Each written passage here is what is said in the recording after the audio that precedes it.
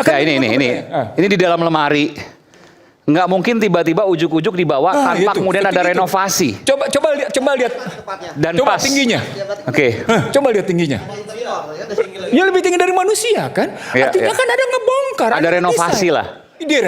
Untuk merenovasi itu mesti minta izin sama pemilik rumah.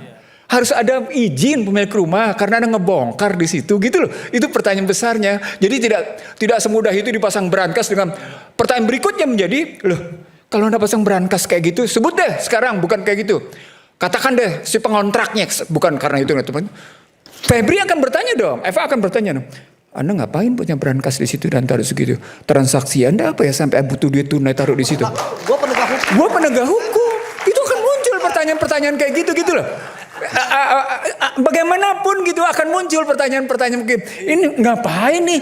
Loh, saya jaksa, kemudian saya tahu, apalagi terus jabatan berikutnya di Jakarta sebagai Kajati. Wow. Saya ngelihatnya money follow the transaction. Uang itu ngikutin transaksi, mana larinya. Pertanyaannya menarik, kalau transaksinya jatuhnya ke Sentul dengan emas, itu beyond the transaction-nya apa?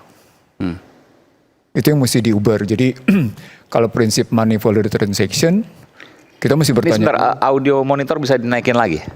Biar kita tahu bahwa ada transaksi besar di balik itu. Itu yang pertama.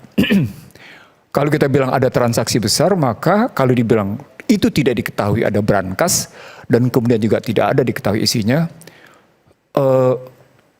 untuk seorang jaksa itu problem besar karena uangnya terlampau besar. Itu problem besar karena emasnya 74 kilo. Dan kan bukan miliknya. Itu justru menjadi Anda sangat berbahaya di situ ketika Anda menyatakan itu bukan miliknya tapi ada di rumahnya. Kenapa bahayanya, Prof? Bahayanya, Anda telah membiarkan satu rumah kondisi itu menjadi sasaran bagi kalangan banyak bahwa itu ada uang besar di dalamnya. Kan Anda sedang mengundang resiko. Uang yang demikian rupa ada di situ, walaupun di brankas, dan ada emas di situ. Itu kalau kita tahu Sentul, Aiman, pada model klaster-klasternya kayak gitu, memang pengamanannya bagus gitu ya. Tapi pada saat yang sama ketika Anda masukin uang besar, maka Anda sesungguhnya sedang mengundang sesuatu di belakang itu. Nah, maka runtunannya pertama tadi selain money follow the transaction, saya akan ngejar rumah itu sebenarnya statusnya kalau tadi dibilang oleh Febri sebagai bukan tidak lagi ditempati gitu ya. Maka secara sertifikat itu punya siapa? Hak miliknya konkretnya itu punya siapa sesungguhnya. Tadi disebut oleh Yudi, kita mesti juga tanya. Tapi bukan sekedar tanya sama si penjaga. Berangkasnya bukan punya FA, isinya juga bukan punya FA, yang merupakan uang dan juga emas. Nah, disitulah muncul kecurigaan-kecurigaan yang tadi sudah disebut oleh Fitro. Bagaimana Anda membiarkan satu duit sebesar itu dengan dan emas? Gini loh. Anda punya rumah di Sentul. Rumah di Sentul itu rumah mewah. Untuk masukin brankas dengan tinggi seperti itu, Anda ngebongkar loh. Anda ngebongkar loh. Dan tidak sembarang. Itu ngebongkar loh. Nggak masuk akal ini, Man. Sebentar gini. Anda sebut deh, Anda pakai US dollar. Tapi juga ada rupiah. Anda sebut kayak gitu. Kalau jumlahnya sampai 746 miliar, itu Anda butuh brankas seperti itu 1 meter tingginya gitu. Ya, Anda memang harus ngebongkar. Anda harus ngebongkar rumah, ngebobok rumah, nggak bisa sembarangan. Ingat kasus pajak yang akhirnya dia gali karena disimpenin emas segala macam itu. Ingat kasusnya? Karena dia nggak bisa nyimpen lagi sampai dia bangun bunker kan? Oke. Itu aja kelihatan di situ. Pada perspektif itulah saya melihat begini jadinya. Oke, dia bilang itu bukan punya rumahnya, tapi dibiarkan rumahnya dibongkar sedemikian rupa. Kalau Anda mengontrakan, sebut deh begini, 2008 saya nggak tinggal lagi di situ, saya kontrakin. Untuk kemudian dibongkar masukin berangkas, si pengontrak harus minta izin sama ke pemilik, nggak bisa enggak. Mustahil dia nggak minta izin. Loh, soalnya si pengontrak bilang, saya mau pasang brankas di situ untuk taruh. Anda sebagai pemilik rumah, loh, Kenapa Anda pasang brankas? Anda siapa? Ini ya. Ini salah satunya nih. Sebesar ini, ntar kita putarkan coba ya. Oke, silakan. Sebesar ini pasti akan, ini coba bisa putarkan lagi. Akan menimbulkan pertanyaan bagaimanapun kalau kalau Anda tampilin brankas sebesar itu. Ya ini di dalam lemari. Nggak mungkin tiba-tiba ujuk-ujuk dibawa tanpa kemudian ada renovasi. Coba lihat. Dan Coba pas tingginya. Oke. Coba lihat tingginya. Ya lebih tinggi dari manusia kan? Ya, Artinya kan ada ngebongkar. Ada renovasi desain. lah. Untuk merenovasi itu mesti minta izin sama pemilik rumah. Harus ada izin pemilik rumah karena ada ngebongkar di situ gitu loh. Itu pertanyaan besarnya. Jadi tidak semudah itu dipasang brankas dengan pertanyaan berikutnya menjadi loh. Kalau Anda pasang brankas kayak gitu, sebut deh sekarang bukan kayak gitu. Katakan deh si pengontraknya, bukan karena itu. Febri akan bertanya dong, Eva akan bertanya dong. Anda ngapain punya brankas di situ dan taruh segitu? Transaksi Anda apa ya sampai butuh duit tunai taruh di situ? Gua penegak hukum. Itu akan muncul pertanyaan-pertanyaan kayak gitu loh. Bagaimanapun gitu akan muncul pertanyaan-pertanyaan mungkin ini ngapain nih? Loh, saya penegak, saya jaksa, kemudian saya tahu apalagi terus jabatan berikutnya di Jakarta sebagai Kajati. Wow. itu dari situ. Dari situ sesungguhnya pertanyaan saya lebih lanjut. Oke, Anda taruh duit gede. Terus rumusnya adalah money volume transaction. Karena berikutnya nanti ini beban berikutnya masalahnya. Yang kemudian menjadi asimetri, tapi kemudian menjadi masalah besar bagi Febri sebagai pengacara. Aset recovery. Saya geser langsung lompat. Jadi Febri yang tadinya, ini menarik di sini problemnya. Febri yang tadinya sebagai subjek hukum, penegak hukum, terus menjadi objek. Loh, dilema besar itu. Dalam penegakan hukum ketika Anda tampil pertama kali sebagai subjek, lalu kemudian Anda menjadi objek, dan di balik objek itu Anda ditemukan di balik Anda ada hal-hal yang dalam bahasa pidananya ditemukan barang bukti gitu ya. Wow, ini subjek menjadi objek. Bagaimana ceritanya? Artinya ada problem besar. Saya ingin mengatakan kepada para pengacara di sini gitu. Ada problem besar pada penegakan hukum di Indonesia. Ada masalah besar di sini yang itulah yang saya sebut sebagai pergeseran dari subjek ke objek menunjukkan ada overlapping di sisi lain antara kepolisian sama kejaksaan. Nah, terbongkarlah kasus itu. Itu yang saya bilang juga di berbagai institusi korupsi itu, kecuali di KPK karena saya tidak pernah bicara dengan teman-teman KPK sejak namanya sejak namanya generasi kedua KPK. Gitu ya. Saya ngeliatnya begini jadinya. Loh, ini tadi saya bilang sama Anda, ini kok kelihatan jadi urusan korupsi, urusan penguasa nih. Loh, kalau penguasa suka nggak suka sama lo, itu yang saya bilang sama Iman di ruangan ini. Nah, apa kaitannya korupsi dan penguasa di sini? Maksudnya apa? Kalau penguasa yang nggak suka, lu gue kriminalkan. Kalau penguasa yang nggak suka, lu gue kriminalin. Enggak, tapi kan di kasus ini nggak ada indikasi. Ada dong, dalam kaitan dengan posisi terjadi sebelumnya dengan BGN. Kan ini nggak berdiri sendiri, makanya kemudian ada kaitan dengan bagaimana kejaksaan pernah dikepung segala macam. Ada kemudian kepolisian Polda Metro Jaya didatengin. Loh, dibilang ada problem besar. Jadi kekuasaan ini nggak harus istana maksudnya. Lepas apakah itu istana apa bukan, ini ada masalah besar. Tadi saya bilang ada problem perubahan dari subjek ke objek. Beyond that, ada beberapa pertanyaan yang tidak terjawab. Di balik jawab itu, Febri adalah bagian dari PKH. Oke? Ada PKH. Di dalam PKH ada asymmetry information, transaksi-transaksi besar. Itu mesti kita tanya di situ. Kita tanya, kasusnya muncul kemudian Asabri, kasusnya 22,78 triliun. Udah langsung dinyatakan sebagai Febri sebagai tersangka. Kasus Krakatau Steel 66,9 triliun, Febri tersangka. Kasus batubara PLTU 5 triliun. Bersangkutan juga tersangka. Kalau kita jumlahin transaksi seperti ini saya belum tahu lagi bagaimana dengan kasus Jiwasraya, bagaimana dengan kasus yang namanya Timah yang juga gede, karena itu juga di bawah kekuasaan itu. Maksudnya apa nih? Corruptors fight back. Lah, maksudnya apa yang kemudian di situ termasuk BGN tadi yang ditangani oleh Febri, kemudian dia melawan balik menghajar Febri. Nah, kan di sini jadi ada pertarungan reputasi. Ada pertarungan reputasi di antara penegak hukum di sini. Jadi makanya saya bilang money volume transaction itu pada kasus FA tidak bisa hanya dilihat dalam kasus FA karena ada problem kelembagaan. Problem kelembagaan itu yang disebut sebagai terjadi overlapping fungsi antara Kortas Tipikor, KPK dengan kejaksaan.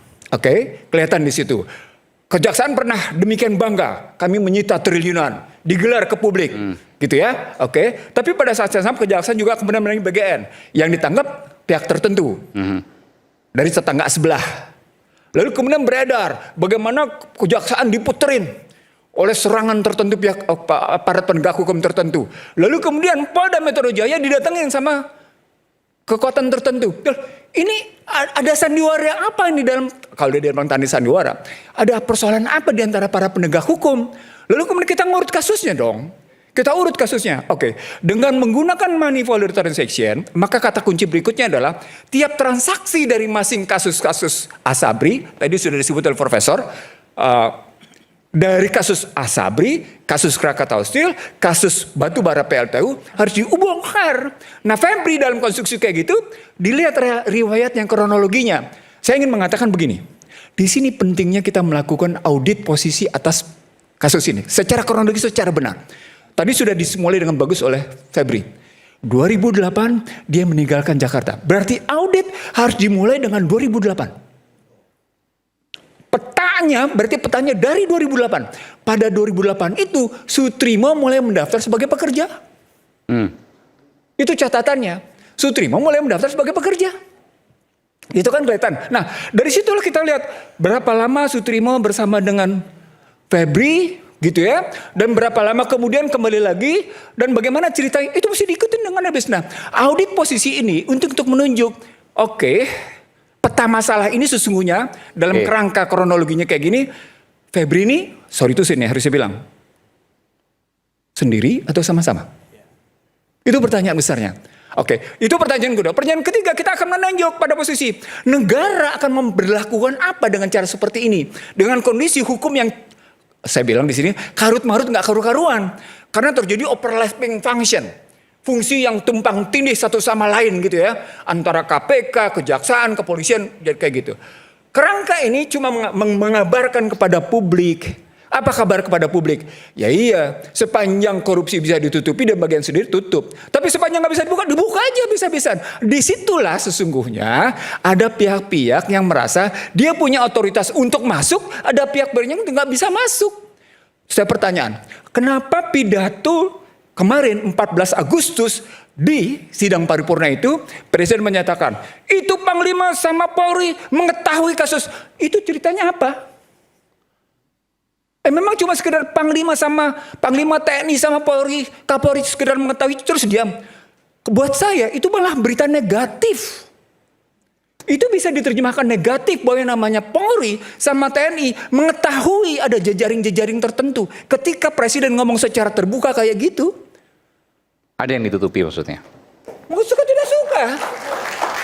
Itu kalau diterjemahkan secara terbalik begitu. Tapi Presiden bicara seperti itu artinya ya buka dong gitu kan. Bisa. Kalau dibilang buka dong berarti kan mestinya mereka berdua transparan langsung. Bahwa jaringan-jaringan kayak gitu mesti dibuka habis. Nah, termasuk dalam kasus FA. Nah, kalau kemudian kita masuk secara rigid kita masuk ke dalam posisi konstruksi subjek, objek, aset recovery. Maka pertanyaan besarnya, ini asimetriknya. Memang berapa nilai asetnya? Mana yang mesti dipulihkan? Berapa nilai yang mesti dipulihkan?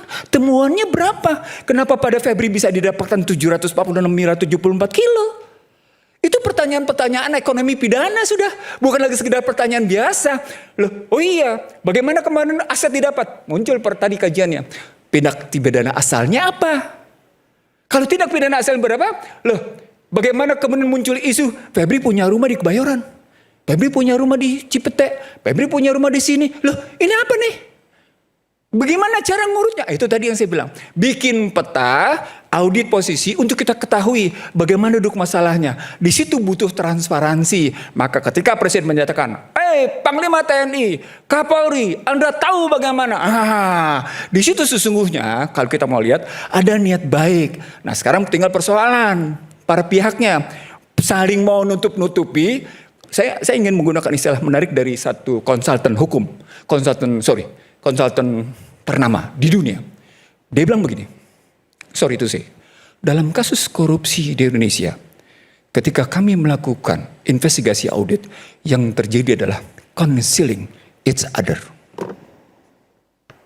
Bayangkan tuh.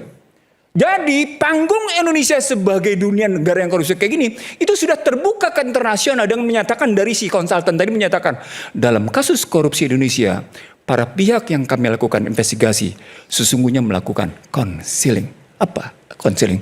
Penyembunyian satu sama lain. Saling menyembunyikan, concealing each other. Saling menutupi. Nah itu problem besarnya. Gitu ceritanya Iman. Oke. Dan ketika peta itu kemudian sudah didapat, semua aktor-aktornya akan terungkap. Menurut saya ketika saya melihat itu begini Iman. Saya melihatnya pertama dalam keinginan presiden memperbaiki pendapatan negara lewat PKH, gitu ya. Saya kebetulan dengar problemnya sesungguhnya bukan hanya pada persoalan luas yang ilegal, izin yang ilegal. Sekarang pertanyaan, luas yang ilegal Anda putihkan dengan administrasi, value-nya berapa? Value-nya berapa? Asimetrik nggak? Asimetrik. Asimetrik itu artinya Ada sesuatu yang tidak jelas bagaimana menakarnya. Begitu juga yang namanya perizinan yang ilegal pada tambang. Sama, ada juga yang asimetrik di situ. Begitu juga pada sawit. Bagaimana ceritanya? Tiga-tiganya kayak gitu. Nah kalau kita ambilnya begitu, cerita tentang PKH kayak gitu. Maka pertanyaan berikutnya. Loh, ketika masuk mereka beberapa diantaranya kan dikenain TPPU. Kan ada 3 rekening. Rekening yang memang disita. Rekening yang dinyatakan sebagai escrow. Baru kemudian dilihat ada nggak TPPU. Ketiganya. Yang mana yang sesungguhnya ambil baik buat negara? Cuma yang pertama yang disita. Escrow. Gede. Untuk mencarikan escrow, Anda harus bicara dengan kejaksaan, kepolisian, lapas, pihak yang bersangkutan, dan bank. Gede nggak? Nilainya triliunan juga gedenya. Itu asimetrik itu muncul. Nah di sini muncul tantangan bagi PKH nih. Bagaimana menegakkan lebih lanjut cerita bahwa yang dilakukannya memang dalam rangka, tadi baliknya, aset recovery, pemulihan aset. Itu dibebankan pada Febri sebagai jampitsus. Ulang, itu dibebankan pada Febri sebagai jampitsus. Nah ketika Febri beban sebagai jampitsus untuk memulihkan aset, enak dong dia. Dia boleh melakukan penyidikan, dia boleh melakukan penuntutan, dia boleh melakukan pelaksanaan, lalu kemudian dia bisa menetapkan pemulihan aset. Coba, besar nggak peranannya? Dahsyat itu secara ekonomi, hukum ekonomi itu dahsyat luar biasa. Nah di sini siapa yang bisa ngontrol? Jamwasnya berperan sebagai apa? Masuk nih institusi Kejaksaan Agungnya. Bagaimana Jamwas ngontrolnya? Bagaimana kejaksaan mengontrolnya? Nah kita tidak tahu soal itu, blank soal itu. Kita tidak mengerti sampai seberapa jauh mekanisme kerja PKH gitu ya, mengembalikan aset itu dengan tugas utama ada pada Febri. Begitu Aiman. Oke, kita kembali nanti. Isu hangat keadaan bikin penat, apalagi kalau tidak bisa mencerna dengan cermat. Jangan lupa secangkir kopi yang hangat dan nikmat untuk menemani kebersamaan dalam program Rakyat Bersuara bersama saya Aiman Wicaksono. Kita kembali setelah jeda.